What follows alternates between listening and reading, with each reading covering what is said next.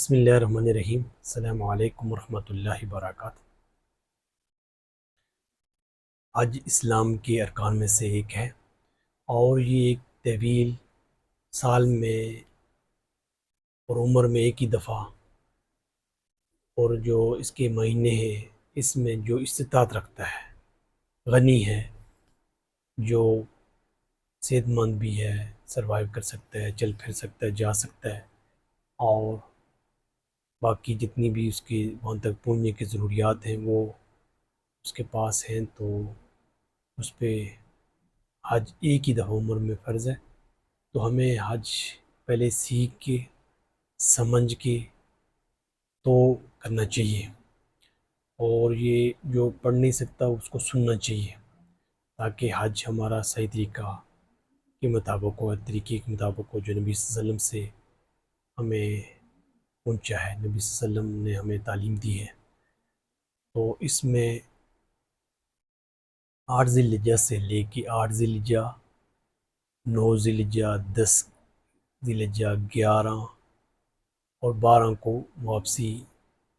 مینا سے آ جاتے ہیں۔ یہ تھوڑا طویل ہے احرام میں، اور اس میں یہ خیال رکھا جائے کہ ہمیں جو پابندیاں کرنی ہوتی ہیں ان پابندیوں کو سمجھیں اور ان حدود کو سمجھیں۔ اس میں 3 چیزیں قرآن میں رفث، فسوق، جدال، یعنی کوئی بھی بے حیائی، کوئی بھی جھگڑے والی بات، کوئی بھی بری بات نہیں کی جائے گی، اور دوسروں کے ساتھ اس میں وہاں مرد و خواتین بہت، ایک تو رش بہت زیادہ ہوتی ہے، تو طواف کرتے ہوئے، سعی کرتے ہوئے، اور جگہ جگہ پہ جو نا آمنے سامنے جگہ جگہ، تو اسی لیے رفع سے پہلے کہ یہاں پہ ان کے ساتھ ہمارا جو خواتین کی اور ہمارا کتنا مشکل ترین یہ ہمارا اللہ ہوتا ہے، بچا کر اپنی نگاہوں کو اور اپنی جو اتنی رش میں کس طریقے سے ہم چل پھر سکتے ہیں، اور دوسرے کو کس طریقے سے تاکہ کوئی دھکا نہ لگے، اور کس طرح کے جذبات، سفلی جذبات نہ بڑھکے۔ تو ہمیں اپنی سوچ، سمجھ اور سیکھنا، اور یہ جو موقع ہوتا ہے تو اس سے ہمیں سیکھنا چاہیے۔ تو آگے بڑھتے ہوئے ہمیں یہ سمجھنا چاہیے کہ یہ جہاد ہے، اس میں ایک تو کوئی بری بات نہیں کی جائے گی، کوئی کسی طرح کے کسی کو ڈسکس نہ کرے، بلکہ اللہ کی یاد، اللہ کا ذکر، اور لوگوں کو اچھا مشورہ دیں، کوئی لڑائی جھگڑے والی بات نہ کرے،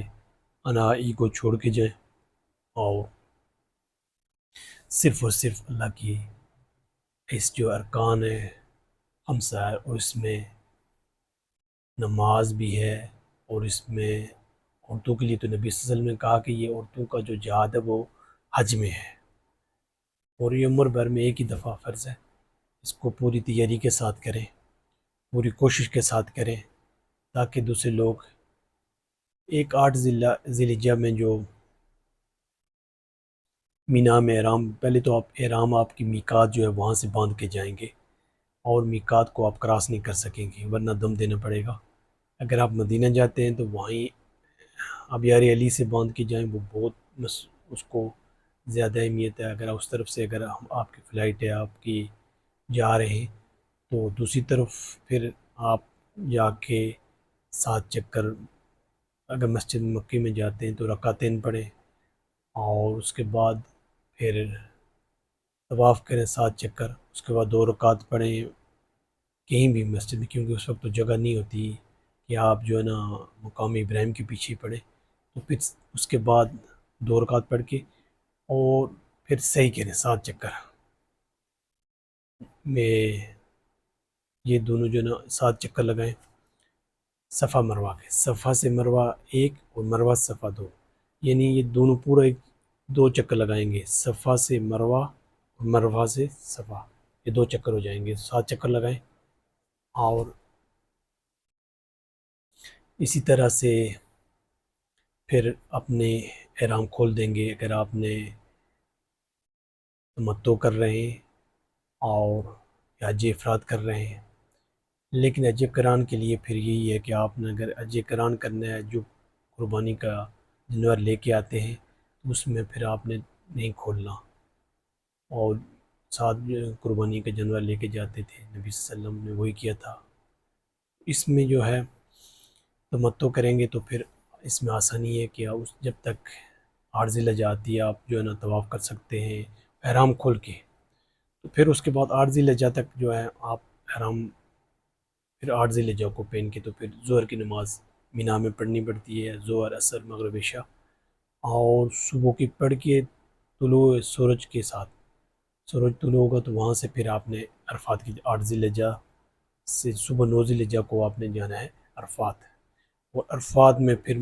جو باؤنڈری ہے اس میں جو مسجد نمرہ ہے وہ بھی کچھ حصہ اس کا جو ہے عرفات سے باہر، اس لیے بہت آگے جانا چاہیے، کچھ ٹائم مغرب سے نہیں نکلنا چاہیے پہلے، ضروری نہیں کہ آپ نماز جماعت کے ساتھ پڑھیں، اس میں کہیں بھی آپ دو ظہر عصر ملا کے پڑھیں گے وہاں پہ، اور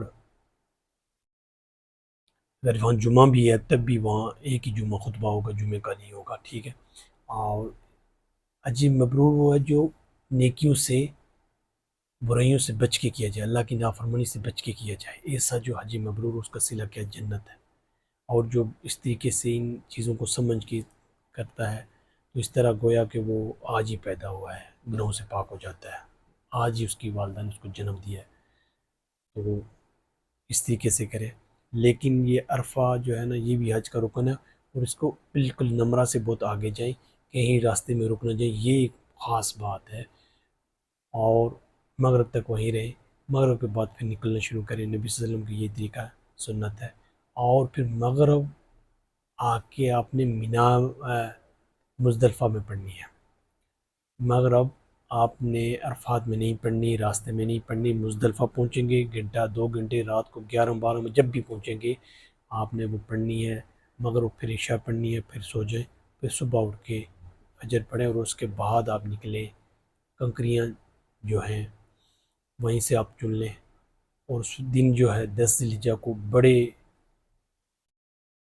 جمرے کو ہم نے کنکر مارنے، اور ایک ہی جو ہے نا 7 مار کنکری مارنی ہے، اس کے بعد آپ قربانی کریں اور بال کٹوائیں، تقصیر کریں یا حلق کروائیں، جو بھی حلق کروا سکتے ہیں یا تقصیر، دونوں طریقے سے، حلق کے لیے نبی صلی اللہ علیہ وسلم نے 2 دفعہ دعا کی اور تقصیر کے لیے 1 دفعہ، تو جو آپ کر سکتے ہیں، یا بال منڈوائیں تو یا آپ بال کٹوا لیں، اس کے بعد پھر مکے آئیں اور طواف کریں، اور پہلے اگر آپ نے صحیح کر لی ہے تو پھر ٹھیک ہے، اور تمتع کے ساتھ آپ نے صحیح کر لی ہے تو طواف کر کے پھر آپ نے مینا رات گزارنی ہے مینا میں،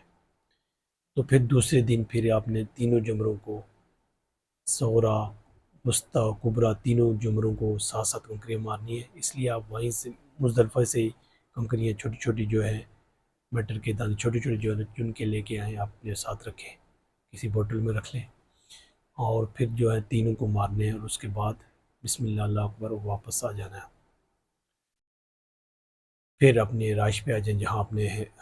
رہائش پذیر ہیں، یا اپنے کہیں بھی ہوٹل میں، پھر رات کو جو ہے نا مینا میں گزارنی ہے، پھر تیسرے دن مار کے تو مغرب سے پہلے نکل گئے تو ٹھیک، ورنہ چوتھے دن بھی مار کے تو پھر آئیں گے، تو اس لیے ہمیں یہ دیکھنا چاہیے کہ یہ